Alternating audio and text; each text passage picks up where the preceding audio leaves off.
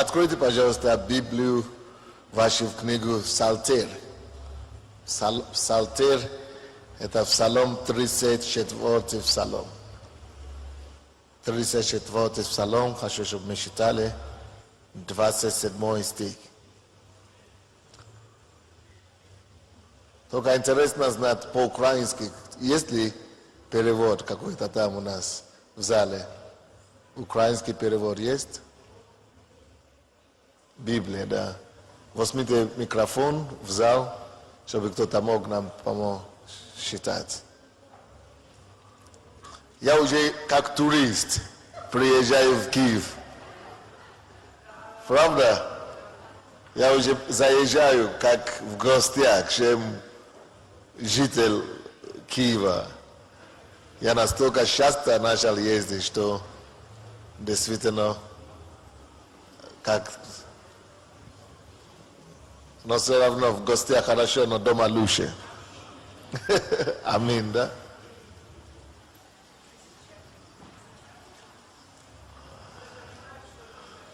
Да, Библию есть, микрофон дайте им читать.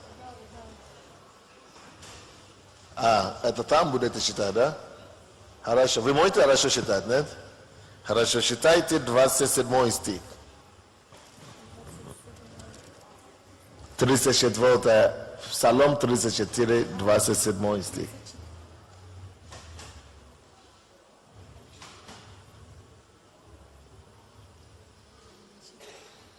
Хай співають та звеселяться ті, хто бажає мені правоти. Нехай кажуть завжди, хай буде великий Господь, що миру бажає своєму рабові. Понял. Это то же самое, как по-русски, да?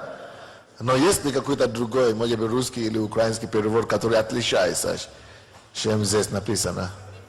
Современный. Что там написано в современном?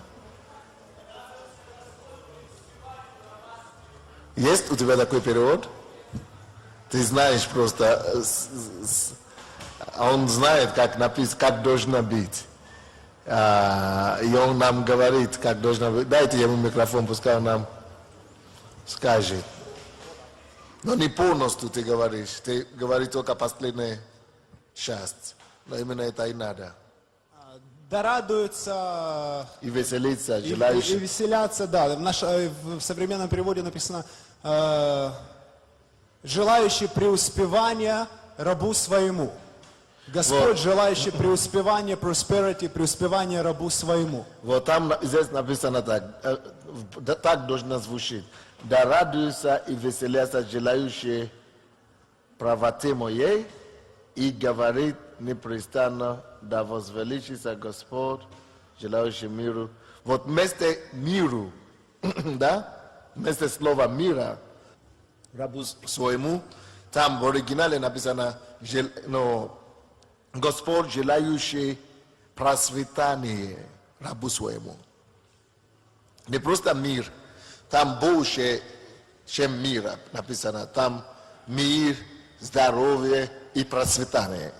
Вот это полнота, как там должна быть. То есть, да радуются и веселятся желающие правоты моей, то есть Божьей правоты, и который говорит престанно, да возвеличится Господь, желающий процветанию, мира, здоровья рабу своему. То есть слово процветание там в оригинале было написано. Очень важно. То есть Бог говорит нам радоваться и веселиться. А почему мы можем радоваться и веселиться? Мы можем радоваться и веселиться, потому что мы знаем Бога. Бога, который желает процветанию народу своему. Бог желает процветания народа своего. Но еще одно, что там интересно в этом оригинале, в том, что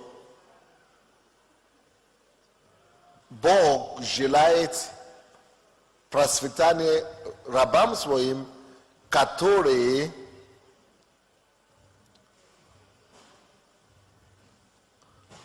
именно тем людям, которые желают правоты Божьей.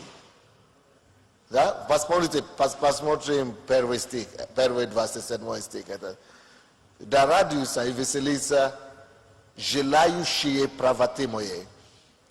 Но мне нравится лучше, как там написано на английском. Там написано о том, что тот, кто желает увидеть Божьей правды по земле. No.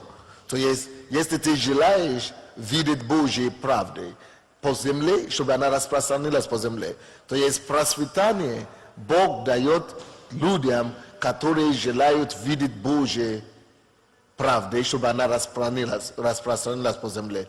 То есть, если у тебя есть процветание, должно иметь цель. Процветание, оно должно иметь, как там написано, миссия, цель. Если цель процветания это только для себя, Бог не благословляет, не дает процветание таким людям. Потому что ты будешь использовать это процветание, чтобы себе вредить и другим еще вредить. Или только чтобы свое эго поднимать. А Бог больше радуется, и Бог желает процветание народу своему и рабу своему, который желает видеть его правдой.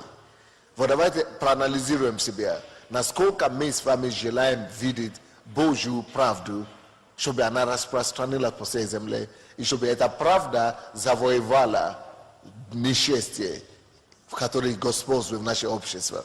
Вот если вы на самом деле очень желаете увидеть, чтобы было изобилие, и чтобы было процветание Божьей правды, если вы действительно горите желанием покрыть землю Божьей правдой, вы желаете его истину, вы желаете его праведность, вы желаете его святость, вы горите этим, чтобы его правда и его праведность восторжествовала в этом обществе, в этой стране. Если вы этим живете, то вы первый кандидат на Божье процветание. Вы понимаете, да? То есть, если вы желаете того, чтобы Божья правда, поэтому написано в Библии, ищите прежде всего Царство Божие и правду Его. То есть, если вы желаете увидеть Его правду, если вы желаете, чтобы правда Его, она распространилась по земле, если вы желаете, чтобы правда Его господствовала по земле, если вы желаете, чтобы Его правда, она возвеличивалась на земле, восторжествовалась на земле, тогда действительно вот вы кандидат. Что вы будете делать с деньгами или с финансами, которые Господь вам даст? Вот она ответит на этот вопрос, насколько ваше сердце готово принять благословение или нет. Вы знаете, у Бога нет проблем в том, чтобы благословлять нас финансово. Но проблема у Бога одна. Кому Он может доверять? Может ли Бог доверять вам? Может ли Бог доверять нам Его процветание? Доверять. Почему именно доверять? А потому что кому-то дает, и в основном люди не используют по назначению. Но назначение Бога прежде всего в том, чтобы финансы эти послужили Его цели. А Его цель, чтобы Его правда и чтобы Его царство накрылось и покрыло всю землю. Чтобы Его праведность накрыла землю. Процветание не просто ради процветания. Деньги не просто ради деньги. Вы должны гореть чем-то. То есть Божья правда должна быть ваше желание. Божье царство должно стать вашей целью. И когда царство Его, и когда вы горите этим желанием, тем, чтобы Его царство восторжествовало, чтобы Его правда, чтобы Его победа была по всей земле, чтобы все узнали Его правду. Если вы этим горите, чтобы творить добро этими деньгами, чтобы использовать Его деньги на то, чтобы распространять Его царство, утвердить Его правду, тогда Бог просто не дождется вас. Но на самом деле мы очень легко это говорим устами. Но на самом деле не так легко, когда деньги попадают нам в руки. Вот давайте проанализируем, как я поступаю, как я себя веду, что я делаю с теми деньгами, когда они попадают мне в руки. То есть это помогает нам понять, насколько действительно я готов. Может быть, я еще не готов допустим, может быть, я готов только на то, чтобы давать десятину Богу, или 15%. На то Бог будет благословлять.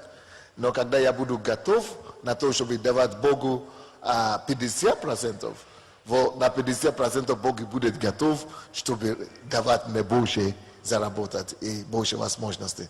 То есть финансы предназначены для одной цели, чтобы искать правду Божью, чтобы использовать финансы, чтобы распространять царство и правду Божью по земле. Что это значит? Допустим, по всему нашему городу мы видим, как деньги творят просто сумасшедшие вещи. Благодаря деньгам казино открыты. Благодаря деньгам люди теряют мужей в казино. Люди теряют сыновей. Из-за денег люди теряют дома, люди теряют деньги, люди используют деньги на разрушение в основном. И Бог, чтобы распространить зло, то есть, вот, допустим, я был сейчас в Мексике недавно, только что приехал из Мексики, между прочим. И там я разговаривал с одной женщиной, и она говорила, помолитесь за моего мужа. Я говорю, хорошо, в чем проблема? Она говорит, ой, Бог стал благословлять, и проблема. Я говорю, какая проблема? Вы же знаете, когда Бог начинает благословлять, большие деньги поступают, и тогда, как обычно, счастье улетает. Деньги приходят, и счастье через окно улетает. Это по-своему она говорила. Так интересно, так. Я первый раз это слышу. Что деньги приходят, а счастье улетает.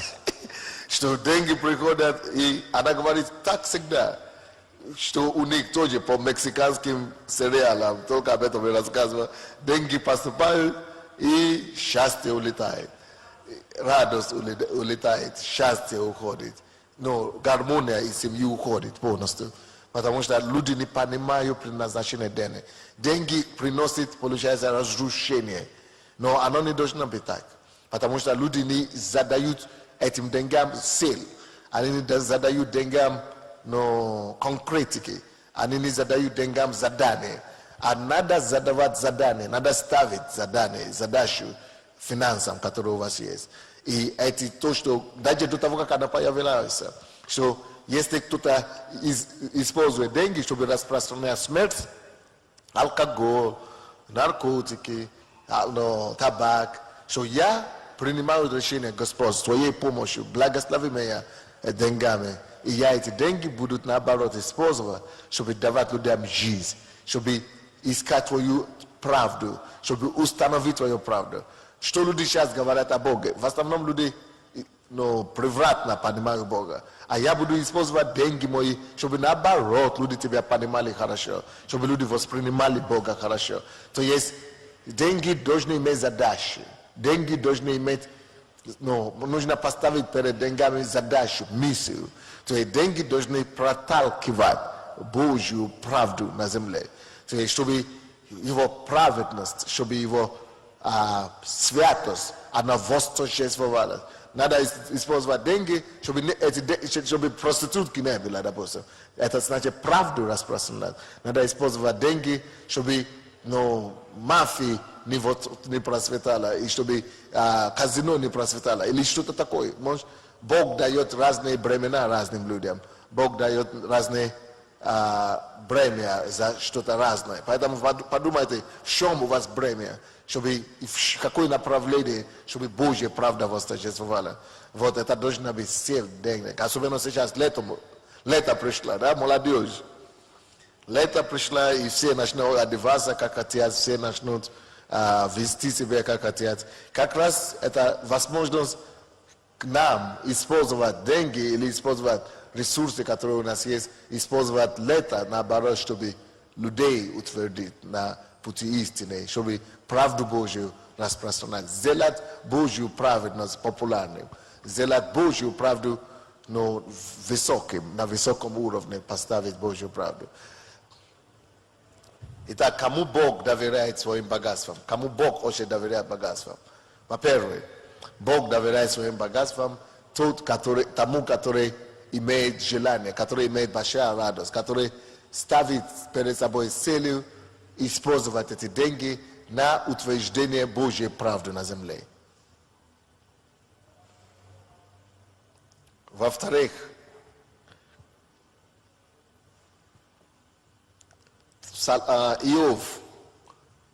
Иов 36. У кого-то есть еще там микрофон, да? Да, дайте кому-то прочитать. Иов 36 глава, 11-12 стихи.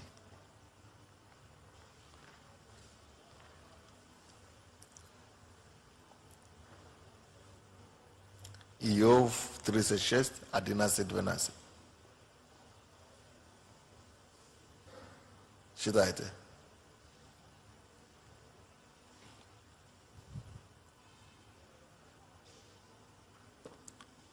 Иов 36 глава, 11-12 стихи.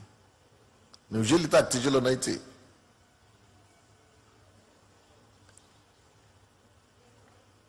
Если послушают и будут служить Ему, то проведут дни свои в благополучии и лета свои в радости. Если же не послушают, то погибнут от стрелы и умрут в неразумении. Еще раз 11 стих читайте. Если послушают и будут служить Ему, то проведут дни свои в благополучии и Вот лета это свои. слово благополучие тоже обозначает процветание. Давайте прочтем его как процветание. Посмотрим, как оно звучит. Если послушают и будут служить Ему, то проведут дни свои в процветании Еще и раз. лета свои. Если послушают и будут служить Ему, Видите, как нужно, что нужно для деньгами. Бог хочет, чтобы деньгами мы служили Ему и были послушны Ему. То есть обычно люди, у кого есть деньги, тяжело им слушаться. Хочется самому делать то, что хочешь. А Бог хочет, чтобы мы слышались, чтобы мы могли направлять эти деньги так, как Он хочет. И туда, куда Он хочет. То есть, как вам сказать, кому Бог может доверять? Вообще-то тема сегодняшний день, это тема сегодняшней проповедь. Это кому Бог может доверять свое процветание. Кому доверяет Бог процветание. Это, во-первых, то, что мы уже читали там. Какой первый, я сказал? Тот, кто ищет правду Божию, ищет, чтобы правда Божия распространилась по земле. Во-вторых, тот, кто слушает, тот, кто желает иметь деньги и слушаться Богу этими деньгами, с этими деньгами. Слушаться Богу. Вы хотите быть послушны Богу даже в наличии денег. То есть у вас деньги есть в руках, и вы хотите Богу послушны, чтобы Ему служить этими деньгами. И... то проведут дни свои, Не. Два слова. Послушны и если послушают и будут служить Ему. служить. Вот третий, это третий сразу напишите. Кому Бог доверяет финансы. Первый, кто ищет правду Его. Во-вторых, кто будет послушный с деньгами. Потому что Бог будет вас вести. Бог вам будет говорить, допустим, пожертвуй столько-то туда или столько-то туда. Или я хочу, чтобы эти деньги, допустим, ты вообще не трогал. Или чтобы эти деньги ты вложил в ту инвестицию или в другой. Или эти деньги, чтобы ты построил церковь кому-то, Богу. Или, послушность, оно нужно. Но Бог может доверять деньгами те, которые послушны Ему. Бог может тебе говорить, вообще, только вкладывать. Или Бог может говорить, вообще не трогай, только... Или Бог может что угодно говорить, но послушание очень важно. Кто может слышать то, как Бог его ведет, и что ему Бог говорит, вот тот действительно достоин Божьего процветания. К тому Бог может доверять. Еще раз говорю, Богу дать нам процветание не проблема. Но его проблема в чем? Кому Он может доверять? Сможет ли нам доверять или нет? Вот поэтому я и задаю вам этот вопрос. Может ли вам Бог доверять Его процветание или нет? Бог может тебя доверить или нет? А это узнается с малого. Потому что пока ничего нет, мы можем говорить, ура, поехал, да, доверь. Но с малого мы можем спросить у Бога, сможет ли Бог нам доверять Его процветание? Послушание и после послушания служить. кто может служить Богу, это третий пункт. Кто может, кому Бог может доверять, что если он даст ему эти деньги, что этот человек будет ему служить этими деньгами. So, если Бог не доверяет, это только его деньги, это не мои деньги. Он может быть спокойно, что я буду ему служить этими деньгами. Так, следующее. И 12 стих. Если же не послушают, то погибнут от стрелы и умрут в неразумии. Видите, очень много людей, которые имеют деньги, но деньги не приносят им счастье.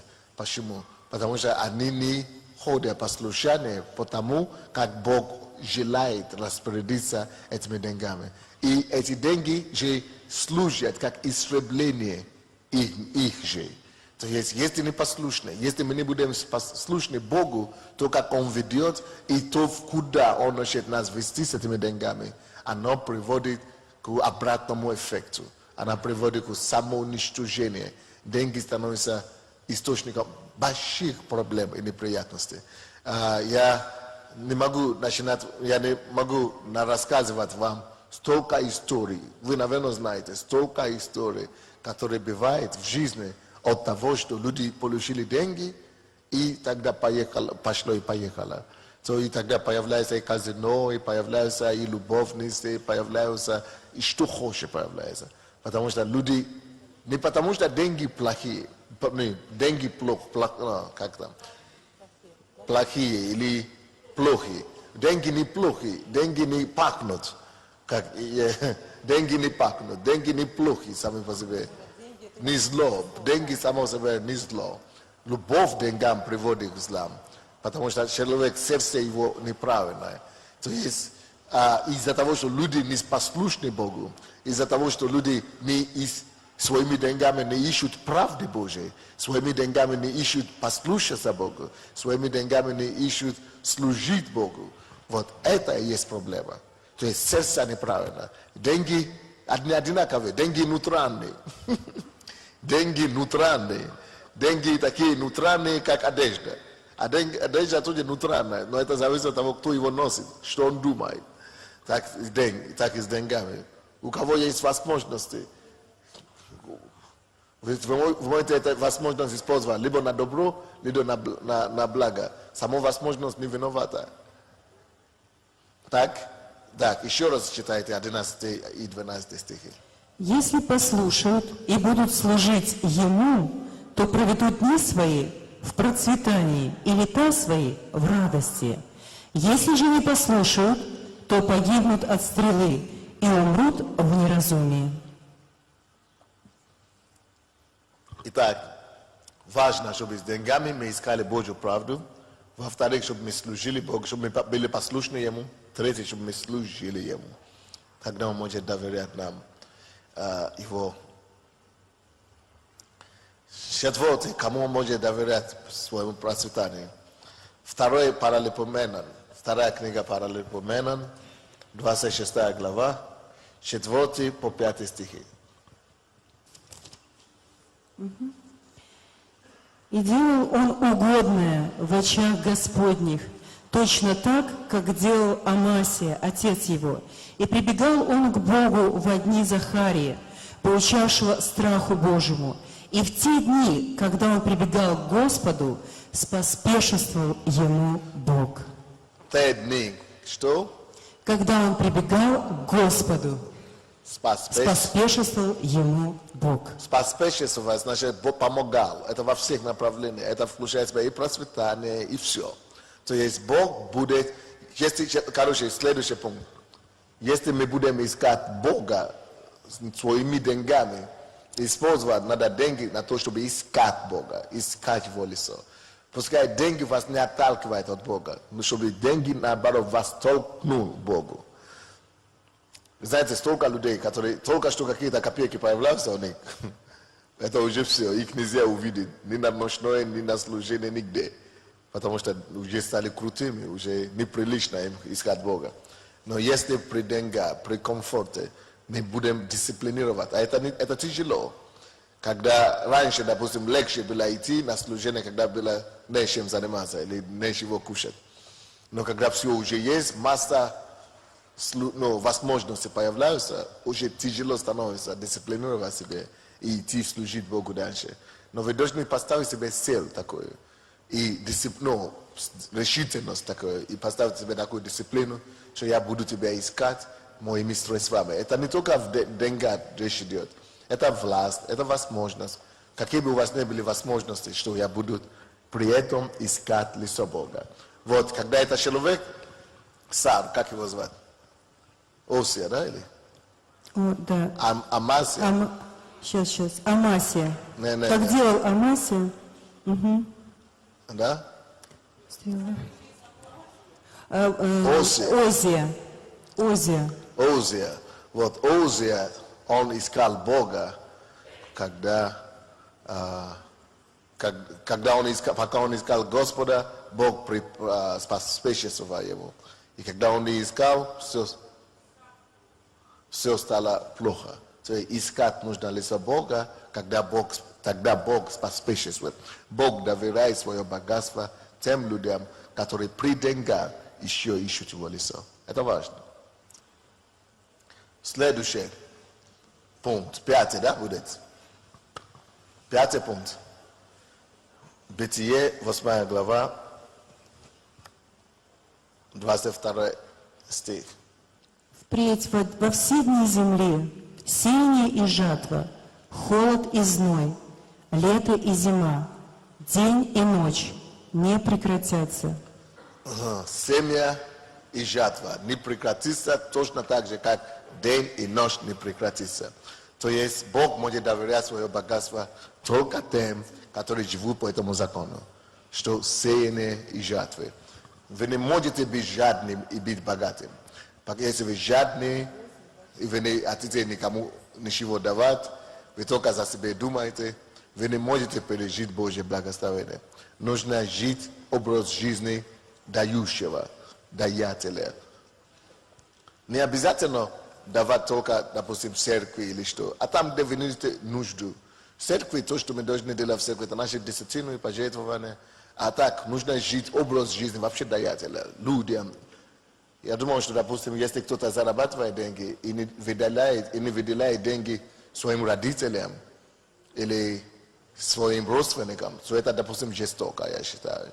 Если вы имеете папу или маму, вам нужно быть даятелем в отношении к ним. Даже если вы мало зарабатываете, Библия говорит, посчитайте отца и мать, и тогда вы будете долго жить. А как можно еще посчитать? Нужно посчитать имением вашим и так далее. И не только отца и мать, и нуждающиеся вообще вокруг нас. То есть мы должны быть даятелем во всех планах. Потому что я знаю, что есть такое, когда люди в церкви, святые такие, они добрые, ко всем пастора благословляют, десятину приносят. А потом жена собственная дома говорит, что это же ужас, он же такой жадный, он же ничего не дает. Я думаю, зачем тогда он такой добряк в церкви? Если собственная жена только и плачет. И то же самое здесь. То есть очень важно, чтобы мы имели баланс в этом направлении. То есть, или, допустим, родители, которые тебя носили и воспитали и носили 9 месяцев, человек говорит, это же неверующие. Они же неверующие. Неважно, верующие или неверующие. Библия не говорит, посчитайте только верующих родителей. Там написано, посчитать всех родителей вообще. Не написано верующие или неверующие. Посчитай отца и мать. Все. Принцип. И поэтому, если мы верующие на самом деле, она будет видна. Она будет видна в отношении к верующим людям и в отношении к неверующим людям. Если мы действительно верующие, то наши качества, они за себя будут говорить. Причем еще лучше мы должны себя вести перед неверующими, чтобы они увидели свет наш и пришли наоборот к Богу. И прославляли Отца нашего Небесного. Итак, кому Бог может доверять свое процветание? Кому Бог может доверять свое процветание? Вот только тем, которые Бог может доверять. Это очень важно. Это самый главный пункт. Бог должен доверить нам, прежде чем Бог должен быть уверен, что можно доверить нам, прежде чем Он даст нам его богатство. Мы все ищем, но мало кто достигает, потому что он должен видеть ваше сердце прежде всего. Мы можем рассказать кому угодно любые сказки, но Бог должен видеть наше сердце, что да, нам можно доверять, прежде чем Он даст нам какое-нибудь богатство.